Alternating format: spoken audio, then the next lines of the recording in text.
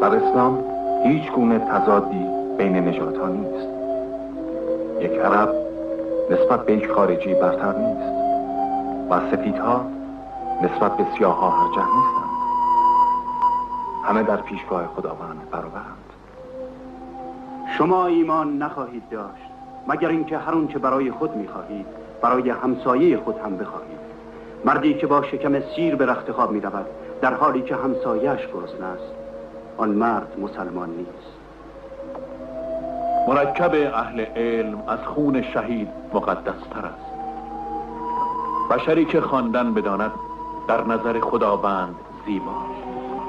پس خواندن یاد بگیرید و پس از یاد گرفتن یاد بدهید.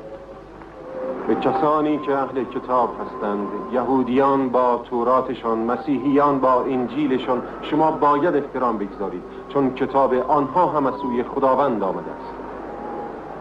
نباید فکر کنید محمد بیش از یک انسان است. یک روز مشغول جمع‌آوری هیزم بودم. عرض کردم بگذارید من این کار را بکنم. فرمودند چرا؟ عرض کردم شما پیامبر خدا هستید، نباید مانند آدم‌های عادی برید دنبال هیزم جمع کردن.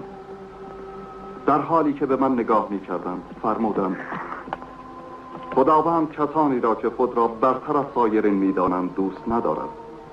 من برگشتم و به تماشای ایشان پرداختم. ناگهان ایشان ایستادند، قد مبارکشان را راست کردند و به طرف من آمدند. فرمودند بله من پیامبر خدا هستم، ولی حتی من هم نمیدانم عاقبتم چه خواهد بود.